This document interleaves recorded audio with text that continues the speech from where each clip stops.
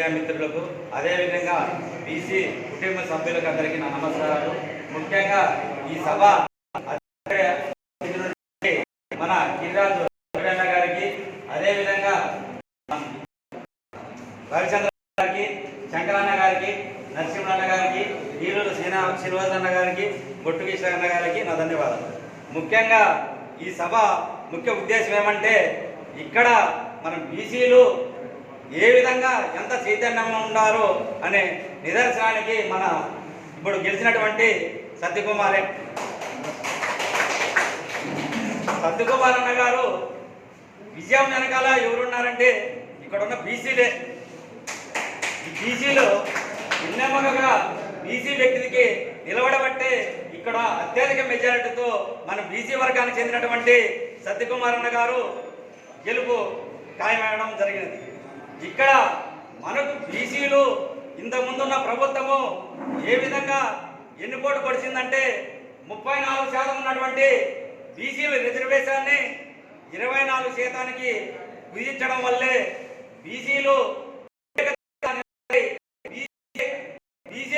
ద్రోహం చేశారో ఆ వ్యక్తిని ఏ విధంగా ఇంటికి పంపాలో ఆ విధంగా ఇంటికి సాగనంపారు.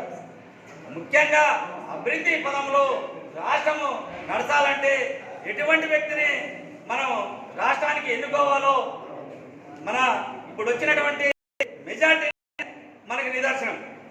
ఈ మెజార్టీ చూసి ఏ నాయకుడు మనకు బీసీలకు కానీ అన్ని వర్గాల నాయకులకు కానీ అభివృద్ధి పదంలో నడిపిస్తే నాయకుడు ఎవరైనా ఉన్నారంటే ఆ నాయకుడు చంద్రబాబు నాయుడు అని చెప్పి ఇక్కడ మన రాష్ట్రానికి ముఖ్యమంత్రి అవుతున్నాడు. అటువంటి నాయకులు మన ధర్మారానికి కానీ మన ఆంధ్రప్రదేశ్కి కానీ కావాలి. ఇక్కడ బీసీ నాయకుడు ఎమ్మెల్యే అయినాడంటే మనకంతా ఎంతో సంతోషం. ముఖ్యంగా 1952 తర్వాత 65లో బీసీ వర్గానికి చెందినటువంటి నాయకులు మాత్రమే ఇక్కడ ఎమ్మెల్యేలు అయ్యారు. ఆ తర్వాత బీసీలకు ధర్మారం పట్టణానికి స్వతంత్రం వచ్చిందంటే ఆ నాయకుడు సత్యకుమార్ గారే. అటువంటి నాయకుడు మనం ఎన్నుకోవడము మన బీసీ వర్గానికి ఎంతో సంతోషం కలుగుతున్నది. ముఖ్యంగా మనకు ఇక్కడ బీసీలకు అన్ని వర్గాలకు మనకు న్యాయం జరగాలంటే ఇక్కడ అనేక సమస్యలు మనకు ఇయ్యాలంటే పరిశ్రమలు వచ్చి ముఖ్యంగా ఇక్కడ ఉన్న చేనేత వర్గానికి ఉపాధి హామీతో లింక్ కల్పిస్తే మన సత్యకుమార్ అన్నకు మనం ఈ విధంగా మాకు ఉపాధి పనులు ఎట్లున్నాయో ఆ ఉపాధి కార్యక్రమానికి మా చేనేత వర్గాన్ని లింక్ కల్పించి మా చేనేత వర్గానికి సంబంధించినటువంటి అందరికీ ప్రతి ఒక్కరికి ఉపాధి కలిగే విధంగా చేయవలసిందిగా నా వ్యక్తిగతంగా కాక మా బీసీ వర్గ నాయకులందరినీ కోరుకుంటున్నాను. ముఖ్యంగా మనము ఇక్కడ అండర్ గ్రౌండ్ డ్రైనేజ్ అయితేమి బీసీల పట్ల అవగాహన ఉన్నటువంటి వ్యక్తి మన సత్యకుమార్ అన్న గారు. బీసీలకు ఏ విధంగా అభివృద్ధి పదంగా నడిపించాలో, ఏ విధంగా బీసీలు పథకాలు తీసుకురావాలో, ఏ విధంగా బీసీని ముందుకు తీసుకోవాలో అదే విధంగా తీసుకుపోయే వ్యక్తి మన సత్యకుమార్ అన్న గారిని గెలిపించుకోవడము మనకెంతో గర్వకారము.